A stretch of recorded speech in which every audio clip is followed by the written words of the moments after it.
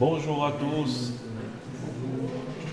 bienvenue encore et bonjour s'il y a certains d'entre vous que je n'ai pas pu saluer ce matin. Voilà, nous sommes encore ce matin ici présents pour rendre gloire à Dieu. Nous sommes encore ici pour justement être en communion avec les frères et sœurs. Nous sommes encore ici parce que nous reconnaissons justement que c'est Dieu qui est à l'œuvre dans nos vies. Et nous sommes là parce que nous voulons le glorifier. Et moi, mon objectif ce matin, c'est que nous puissions louer le Seigneur Dieu, nous puissions l'adorer, nous puissions élever nos voix justement pour rendre gloire à son Saint-Nom. Que lorsque le message qui sera donné tout à l'heure par notre frère William, que notre corps soit disposé, que notre cœur, que notre intelligence et notre esprit soient disposés justement à être captifs à ce message qui va être donné, parce que Dieu se sert de nous, Dieu se sert de chacun d'entre nous pour nous édifier. Et c'est pourquoi nous sommes là. Nous croyons que Dieu est le créateur de toutes choses, le créateur de l'univers, et que Dieu va pleinement s'accomplir dans nos vies par ce qu'il a déjà déclaré. Et si vous me permettez justement, avant que nous puissions continuer ces temps, je vais juste prier et remettre ces moments entre les mains de l'Éternel. Abba, Père de gloire céleste, Éternel Dieu Tout-Puissant, mon Dieu, mon roi, nous te bénissons et nous te rendons gloire et honneur encore ce matin. Merci parce que nous savons, Seigneur Dieu, que tu es à l'œuvre dans nos vies. Merci parce que nous savons que tu nous accompagnes chaque jour. Merci parce que nous savons que tu te révèles à nous. Ce matin encore, Éternel Dieu, nous sommes là pour pouvoir glorifier ton nom. Nous sommes là, Seigneur Dieu, afin de recevoir ton message, afin de grandir continuellement, Seigneur, afin de continuer à apprendre, Seigneur, sur la vie que nous devons adopter. C'est pourquoi révèle-toi toujours à nous, Seigneur Dieu. Parle-nous toujours. Que chaque parole que nous recevons, Seigneur, soit une édification pour chacun d'entre nous. Et surtout, Seigneur, on reçoit nos remerciements ce matin. Reçois cette adoration-là. Et reçois toute parole, Seigneur, que nous avons. Nous te bénissons dans le nom puissant de Jésus. Amen. Amen.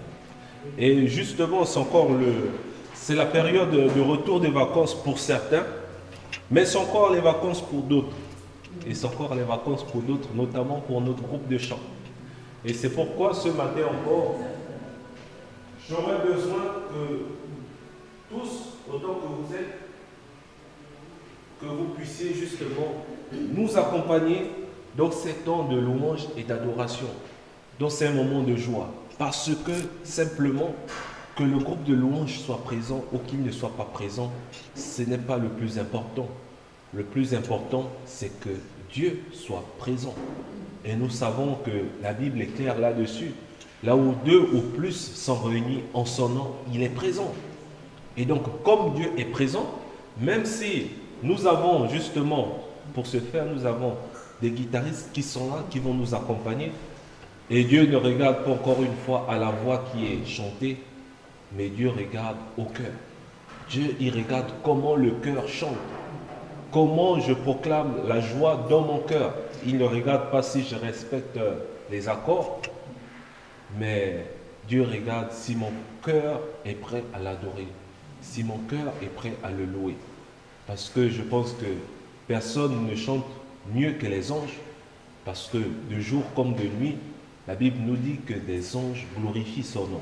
Il y a des anges qui sont là pour chanter à la gloire de son nom. Et donc nous, quand nous faisons cela, les anges nous accompagnent aussi. Et c'est magnifique et c'est merveilleux. Et c'est pourquoi ce matin, je veux que chacun, autant que nous sommes, nous puissions élever nos voix. Je parle le premier, je n'ai pas une magnifique voix. C'est pas grave.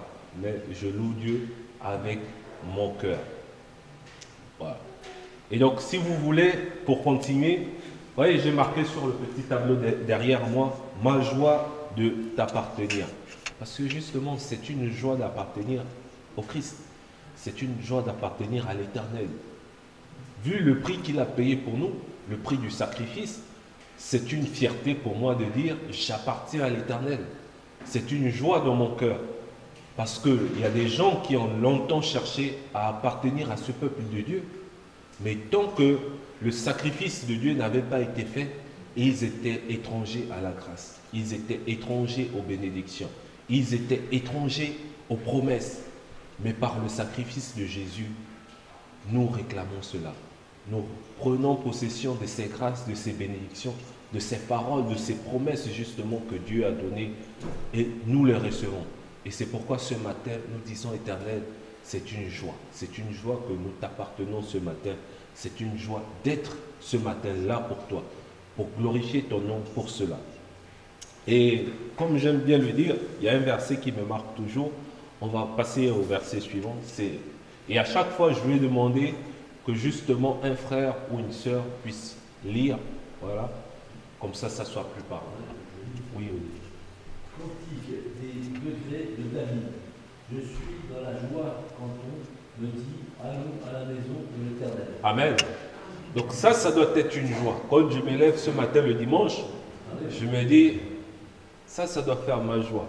Je vais dans la maison de mon Dieu, mon cœur doit être en joie.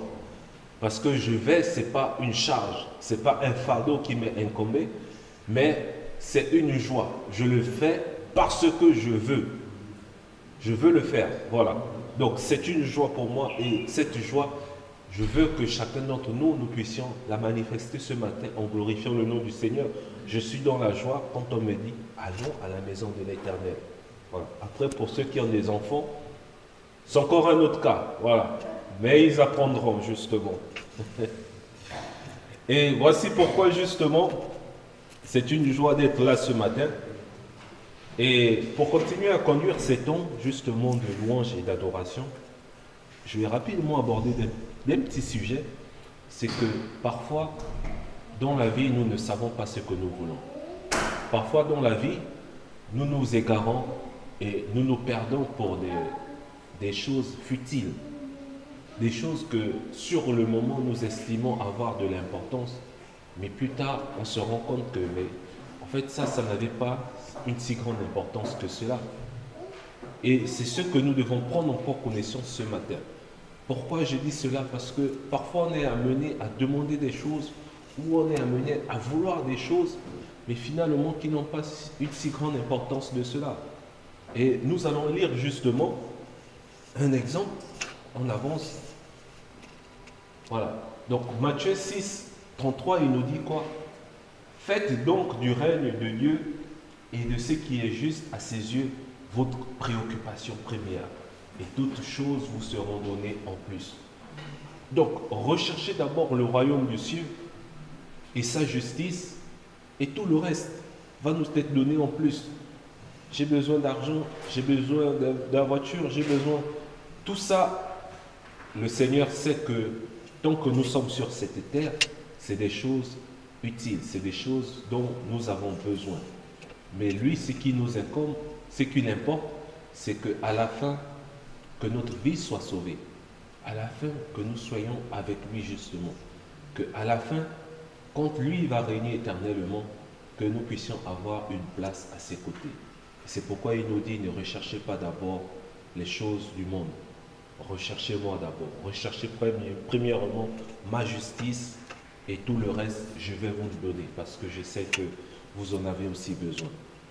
Et donc, nous allons voir l'histoire d'un roi. On va avancer justement. Donc, 1 Roi 3 au verset 5, si personne veut le lire.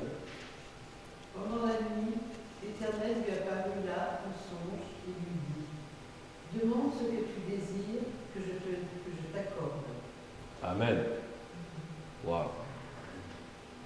Le Seigneur demande-moi ce que tu désires et je t'accorderai cela. Et on va voir la réponse. On avance encore. Si personne peut le lire. Veuillez donc donner à ton serviteur l'intelligence nécessaire pour administrer la justice pour ton peuple, afin qu'il sache discerner entre le bien et le mal. Sans cela, tu pourrais administrer la justice pour ton peuple qui est si nombreux. Avance.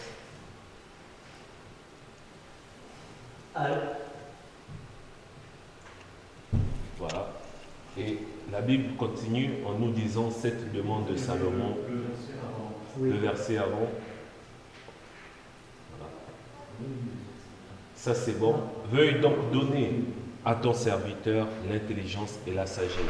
Et donc, cette demande de Salomon plut au Seigneur et en avance encore.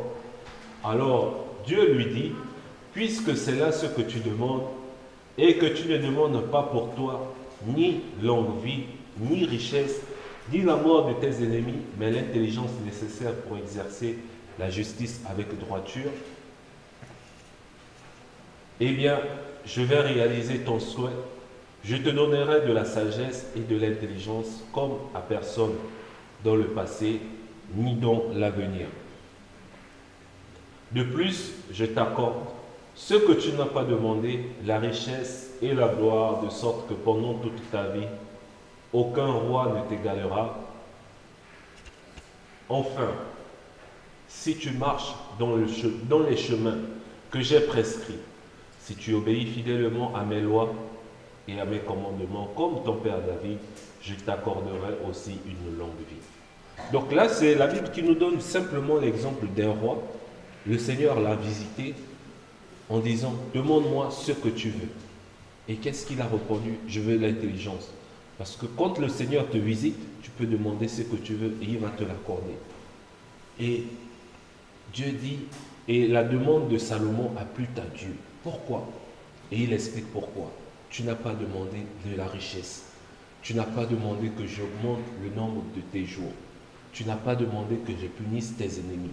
Mais tu demandes seulement la sagesse pour guider un peuple. Alors que je peux te donner le pouvoir qui te permet d'asservir complètement le peuple. Et ça plut à Dieu. Et Dieu a donné à Salomon cette sagesse-là et cette intelligence de conduire le peuple. Et en plus, je rajoute ce que tu n'as pas demandé. Qu'est-ce qui passe par la tête? La richesse, je te donne. La prospérité, je donne. Et Dieu a tout donné cela à Salomon. Et j'en viens justement, j'ai voulu partager ce matin ce petit message sur Salomon avec vous. Parce que ce week-end, j'ai discuté avec une dame très charmante. Voilà, la discussion était bien. Et elle m'a dit ceci, que quand elle était petite, elle s'est fait baptiser. Mais que maintenant qu'elle est grande, voilà, elle ne croit plus trop à Dieu. Elle préfère mener sa vie comme elle le comprend. Et elle m'a donné ses raisons. Parce que vu comment les gens qui appartiennent à Dieu, les gens qui croient véritablement à Dieu souffrent, je ne les envie pas. Je n'ai pas envie de souffrir aussi. Et justement, est-ce que parce qu'on appartient à Dieu, ça veut dire que l'on doit souffrir? Ou parce qu'on appartient à Dieu, ça veut dire qu'on doit être pauvre? Non. Mais elle m'a donné ces arguments.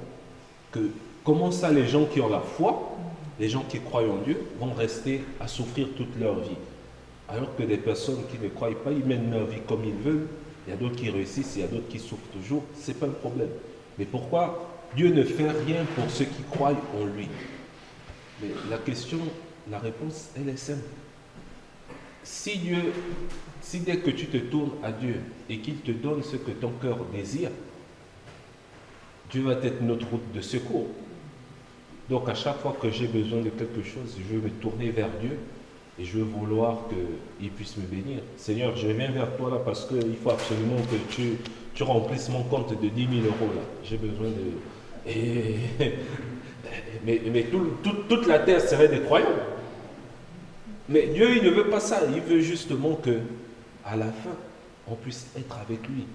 À la fin, ce qui incombe à Dieu, c'est que notre âme soit auprès de lui. Notre âme ne soit pas en enfer, ne soit pas dans des lieux de souffrance. Ça soit avec lui. Et c'est ce qui est important pour Dieu. Voilà. Et justement, ça m'a fait penser à l'histoire de Lazare. Donc Lazare le riche et Lazare le pauvre. Je vous invite à aller le consulter si vous êtes intéressé. Voilà. Et c'est pourquoi justement, je vais continuer où j'en étais. En disant que de la même manière qu'elle m'a posé ça, j'aurais pu lui poser la question, que vaut un siècle? Parce que la vie d'un être humain, c'est en moyenne un siècle, donc 100 ans. Que vaut un siècle de plaisir? Je fais ce que je veux, je vis ma vie comme je veux, contre une éternité justement de souffrance. Ah, c'est bien d'avoir les enfants, hein? C'est pas grave. Contre une éternité justement de souffrance. Il n'y a pas d'égal. Il n'y a pas d'égal là-dessus. Et voilà. Et je peux continuer en disant, voilà pourquoi la Bible nous dit de ne pas avoir crainte de ce qui tue le corps, mais d'avoir une crainte de celui qui est capable de faire périr notre âme. Je vais finir par là et je vais demander que vraiment nous puissions acclamer le nom du Seigneur encore. Sentons-nous libres d'élever nos voix, de glorifier le nom de Jésus-Christ de Nazareth. Et nous sommes là, c'est pour lui, et nous devons lui rendre cette gloire et cette honneur. Amen. Je vais proposer que nous puissions passer avec le 374. Nous devons acclamer ce matin le Seigneur avec joie. Amen. Merci.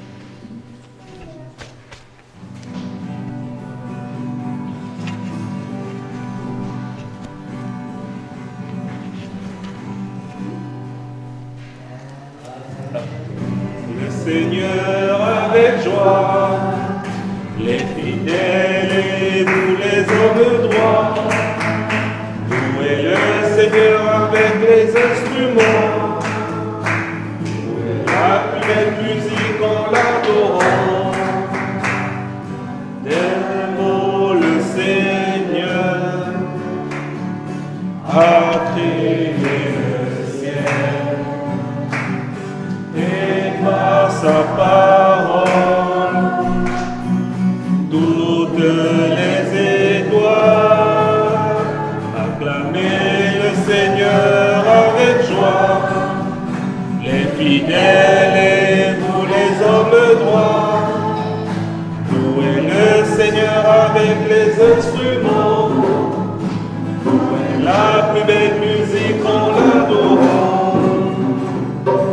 Le Seigneur nous voit et il nous protège. Ses plans sont parfaits, ils vont s'accomplir. Acclamez le Seigneur avec joie, les fidèles et vous les hommes droits. Louez le Seigneur avec les instruments, jouez la plus belle musique en l'adorant. C'est par le Seigneur que sont toutes choses. Il a tout créé par sa volonté. Acclamez le Seigneur avec joie, les fidèles et tous les hommes droits. Louez le Seigneur avec les instruments, jouez la plus belle musique en l'adorant. Amen, amen, amen. Encore une fois, sentez-vous libre d'élever votre voix pour votre Dieu. Vous n'êtes pas là pour écouter comment votre voisin de gauche ou de droite chante, si c'est une belle voix ou pas, mais vous êtes là, c'est pour vous-même chanter pour l'éternel Dieu. Amen. Nous allons passer au chant suivant, le 247, Maranatha.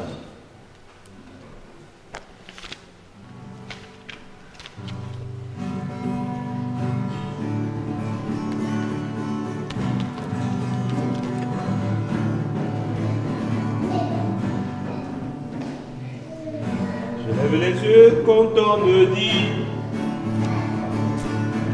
allons dans la maison du Seigneur. Le secours me vient de Dieu, qui a fait la terre et les cieux. Maranatha, viens Seigneur, viens. Seigneur Jésus, nous tendons les mains vers toi. Maranatha, viens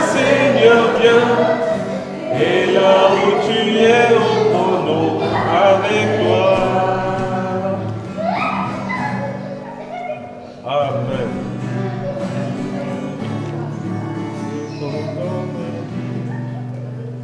Amen, amen, amen. Je vais vous demander de vous asseoir un instant. Qu'est-ce qu'il y a? Ne voulez-vous pas glorifier le nom du Seigneur? Ne voulez-vous pas élever vos voix en son honneur? Ne voulez-vous pas manifester votre joie ce matin pour lui? Louez le Seigneur votre Dieu de tout votre cœur. Et j'espère que le suivant, on va faire mieux. On va chanter le 258, car ta bonté.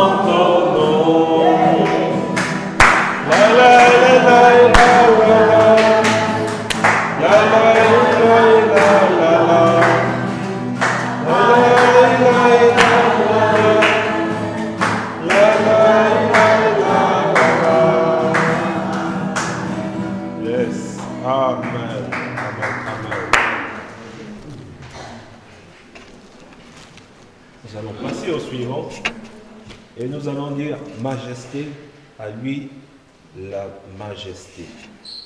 Justement, à Dieu, à Jésus-Christ de Nazareth appartiennent toutes nos louanges, toute l'honneur et toute la gloire. Amen.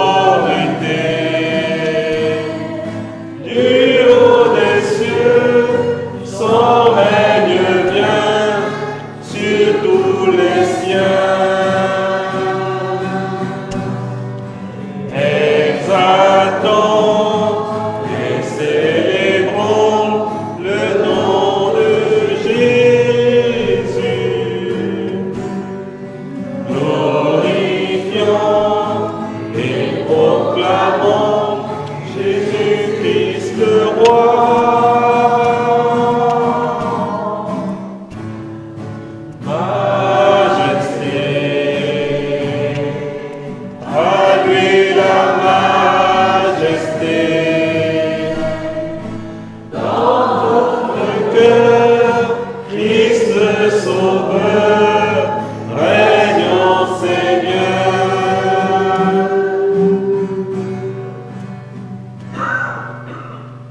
Amen. Amen. Je vais proposer que, avant de passer au temps de louange, au temps de prière, excusez-moi, avant de passer au temps de prière, nous allons passer juste au suivant, le 346, digne au digne. Nous voulons rentrer justement dans ces temps de prière en déclarant le Seigneur comme étant digne de recevoir nos louanges, digne de recevoir notre adoration, digne de recevoir justement ce que nous avons de meilleur. Et c'est pourquoi nous allons juste chanter digne au digne avant que nous ne puissions passer un moment dans la prière. Amen. Amen.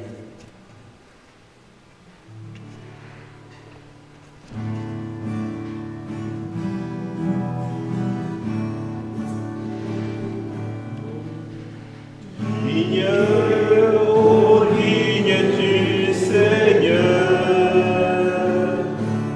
digne d'être remercié, loué, adoré. Digne, ô digne du Seigneur, digne d'être remercié, loué.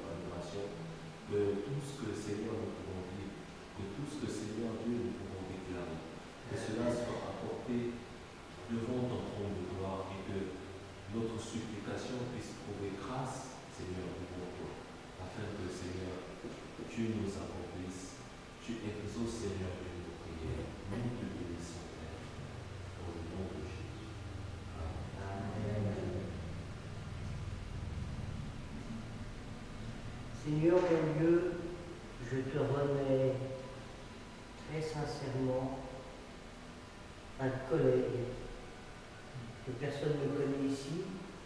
Il ne fume pas, il ne boit pas, il fait du vélo, il fait énormément de sport. Et on a appris il y a quelques jours en arrière qu'il a une tumeur au cerveau et qu'il a le cancer de la moelle épinière. C'est arrivé tout d'un coup, en quelques jours. Il est effondré. Sa famille aussi. Même s'il a mon âge, il a un enfant très jeune, un enfant de 12 ans, qu'il élevait avec sa femme et ils sont divorcés tous les deux. Seigneur, je te le remets parce que plus personne ne croit à sa guérison. Bon, bien sûr, il est sous traitement, mais connaissons les tumeurs du cerveau, c'est foudroyant. Seigneur, je te remets Pascal. Il ne te connaît pas, Seigneur. Mais bon, à la salle de sport, on parle de sport, même si moi, je parle de temps en temps de Jésus, mon Seigneur, mon Dieu, mon Sauveur. Seigneur, je te remercie vraiment, Pascal, parce que toi seul peux le guérir, toi seul peux le sauver. Merci, Seigneur, de ce que tu vas faire pour nous. Amen. Amen. Seigneur, je veux te glorifier. Seigneur, tu étais au ciel, tu étais dans la majesté divine, et puis tu as accepté, Seigneur, de venir sur la terre. Tu as accepté, Seigneur, de te dépouiller de tes attributs divins pour être comme nous, un homme. Pour être, tu as supporté les mêmes tentations que nous, mais toi, tu étais fort, tu as résisté, tu n'as pas péché. Et Seigneur, tu savais que tu allais servir de sacrifice, car le pardon doit passer par un sacrifice. Avant, c'était le sacrifice des animaux, mais Seigneur, tu as servi de sacrifice sur la croix. Et Seigneur, tu as été cloué sur la croix, et pour que nos péchés soient aujourd'hui pardonnés, purifiés, et que nous soyons sanctifiés, que nous soyons rendus saints. Merci Seigneur pour toute ton œuvre, toute l'œuvre que tu as faite sur la croix, toute l'œuvre que tu fais aujourd'hui dans notre vie. Nous voulons te glorifier. Tu es vraiment notre roi. Seigneur, nous voulons te louer, te bénir. Majesté, nous voulons te bénir. À toi sur la gloire au siècle des siècles. Amen. Amen. Seigneur, on va te remercier parce que tu nous as placés dans ta maison ce matin, Seigneur. Parce que je suis sûr que tu veux nous visiter, chacun d'entre nous, Seigneur. Tu veux apporter une parole dans notre cœur, Seigneur. Quelque chose qui nous rapproche de toi, Seigneur. Quelque chose qui nous conduise vers toi, Seigneur. Quelque chose qui fait en sorte qu'on a envie de marcher dans ta sainteté. Quelque chose qui fait qu'on a saisi ton pardon, on a saisi ta grâce, on a saisi toutes ces choses qui sont extraordinaires, Seigneur.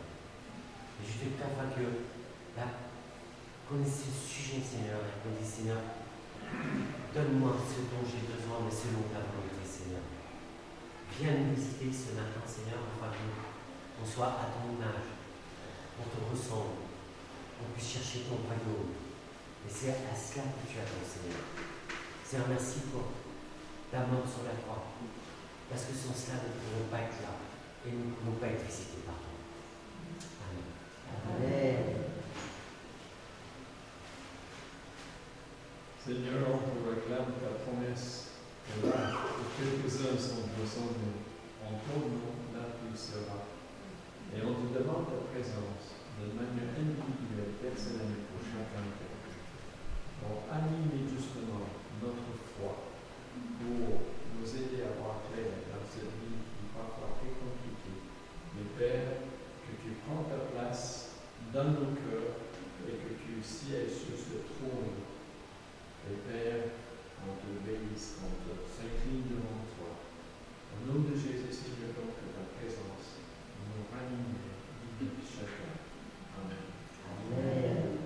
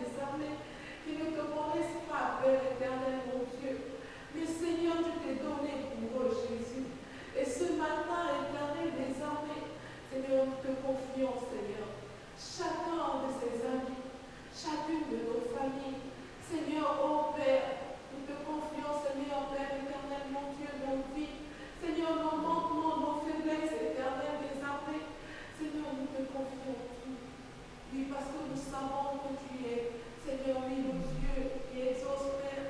Seigneur, tu as demandé à cet absent, Père. Et il n'a pas demandé ces choses, mais il t'a demandé, Seigneur, au Père, la sagesse. Et dans cette sagesse, tu as ajouté le tout, ce dont un homme a besoin, Seigneur, sur cette terre. Et ce matin, Jésus, nous te sommes infiniment reconnaissants pour ta mort à la croix. Seigneur, si nous sommes là, ce n'est pas ta grâce. Si nous sommes là, ce n'est pas un mérite, Père.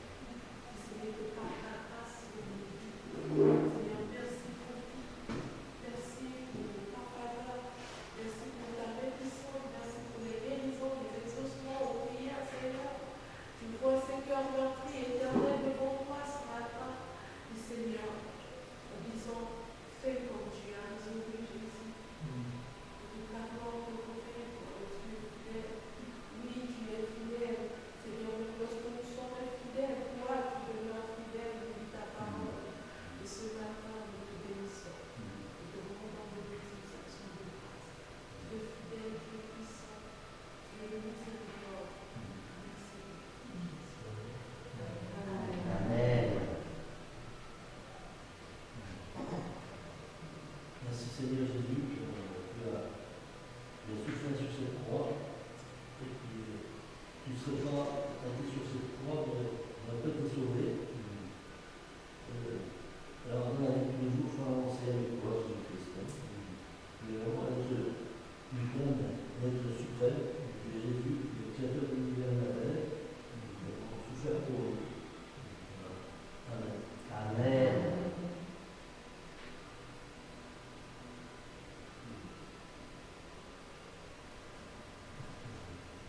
Merci Seigneur de nous appeler chacun par notre prénom. Tu nous connais, tu nous aimes. Tu es vraiment un des amis avec beaucoup d'amour, Seigneur, parce que tu veux te faire pour faire tout ce que tu fais. Chacun, chacune de nous. Merci pour la prière de ma soeur, pour son chant. Merci pour les prières et les chants de mes frères et sœurs ici et ailleurs. Nous défendons mon Seigneur. Je te rends grâce, Seigneur, de nous chercher de continuer à nous nourrir, de continuer à prendre soin de tout ce qui je suis. Il y a encore beaucoup à grandir. Beaucoup à être un homme qui fait la parole de ton âme, Seigneur. Je t'aime, je te rends grâce. Amen. Amen.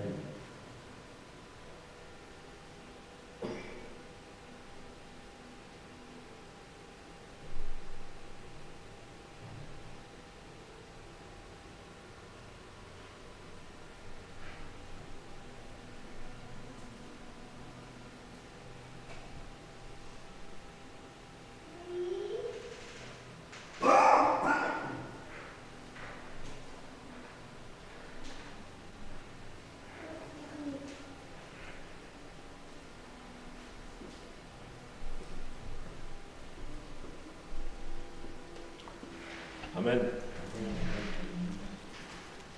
Avant de passer au temps de Sainte Seine, est-ce que nous pouvons chanter tous ensemble le 542 pour la durée des temps? Nous voulons que l'Éternel règne, que l'Éternel soit au contrôle de nos vies.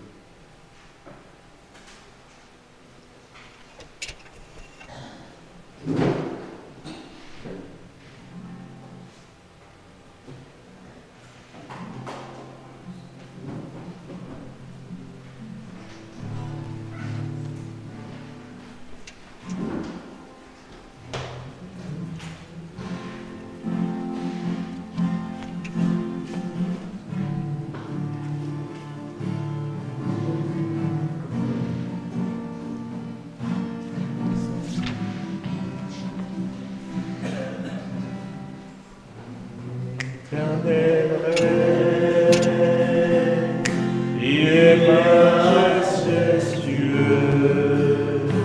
Éternel règne, il est saint de force. Éternel règne, il est sur son trône.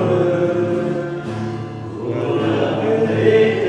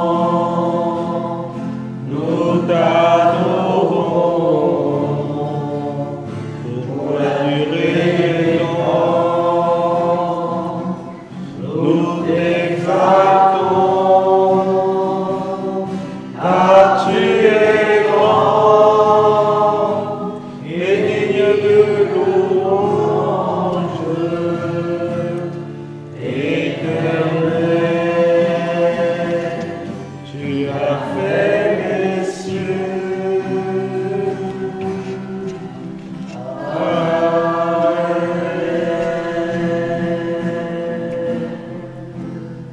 Amen. Je vais laisser la place à Hervé pour le temps de cette scène.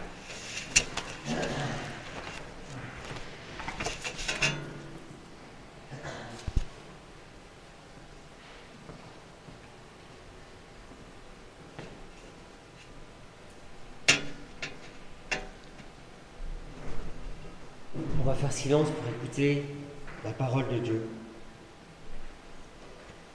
Car j'ai reçu du Seigneur ce que je vous ai enseigné. C'est que le Seigneur Jésus, dans la nuit où il fut livré, prit du pain, et après avoir rendu grâce, le rompit et dit, « Ceci est mon corps, qui est rompu pour vous.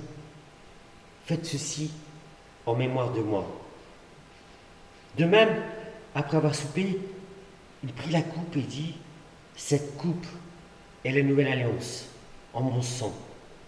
Faites ceci en mémoire de moi. Toutes les fois que vous en boirez, car toutes les fois que vous mangez ce pain et que vous buvez cette coupe, vous annoncez la mort du Seigneur jusqu'à ce qu'il vienne. C'est pourquoi, et c'est important, celui qui mangera le pain ou boira la coupe du Seigneur indignement sera coupable envers le corps et le sang du Seigneur. Que chacun donc s'éprouve soi-même et qu'ainsi il mange, il boive de la coupe. Car celui qui mange et boit sans discerner la coupe du Seigneur mange et boit un jugement contre lui-même. C'est des paroles qu'on oublie et qui sont quand même sérieuses. Le sacrifice de Jésus, la mort de Jésus sur la croix, est quelque chose qui nous lave parfaitement de notre péché. Mais quelque chose aussi qui nous rend responsables, qu'on a accepté Jésus, dans le sens où on veut marcher dans sa sainteté, on veut marcher de manière pure, on veut le suivre, on veut l'aimer. Et quand je prends la coupe et le pain ce matin, c'est en souvenir de ce sacrifice.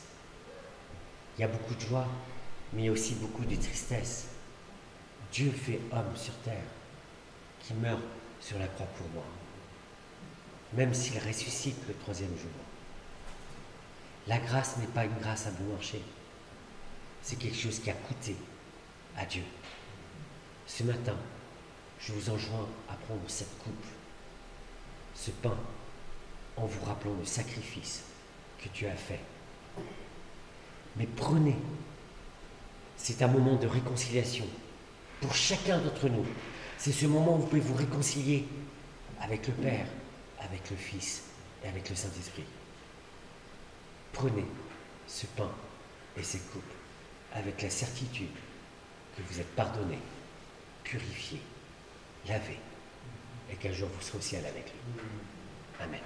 Amen.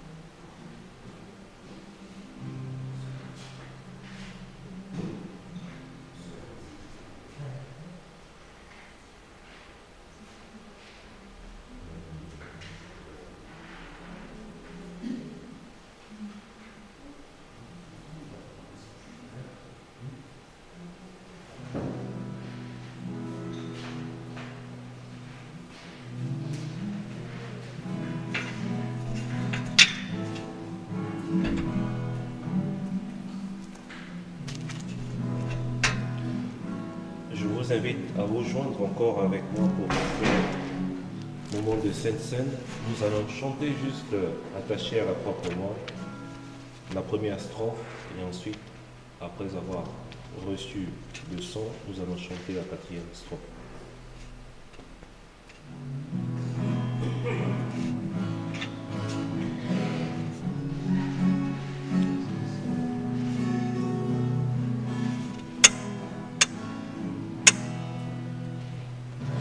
Qu'est-ce merveilleux je possède, il s'est sacrifié pour moi, et sa vie innocente il cède pour mourir sur l'infâme croix, attaché à la croix pour moi, attaché à la croix pour moi. Il a pris mon péché, il m'a délivré, attaché à la croix pour moi. Amen. Je vous invite à prendre le corps du Christ.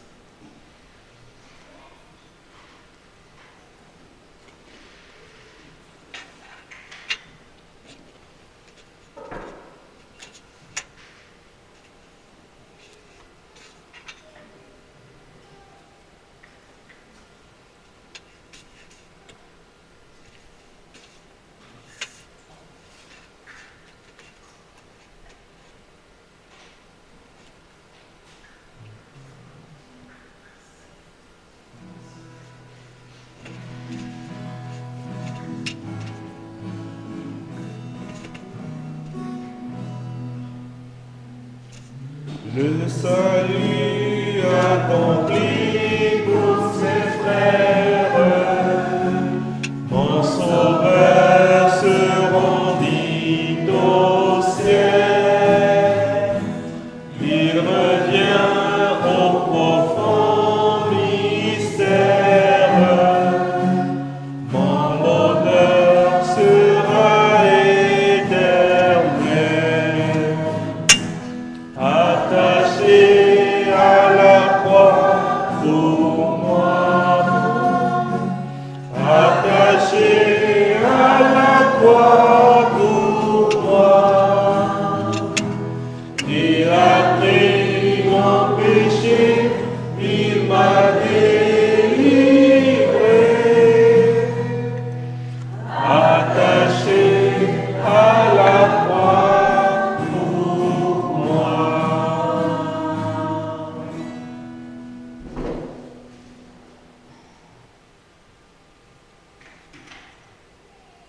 Amen. Je vous invite tous à prendre le sang du Christ.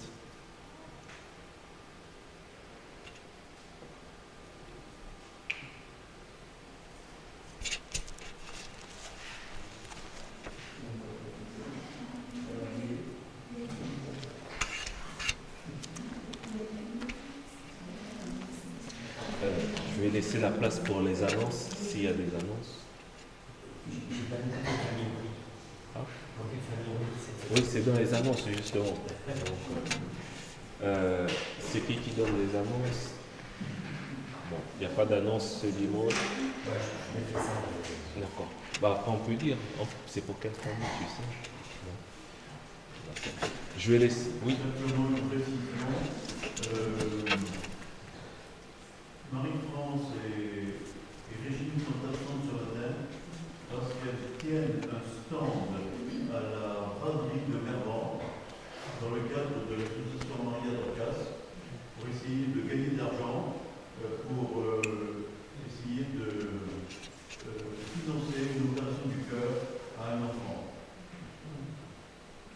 Amen. Je vais laisser la place à William.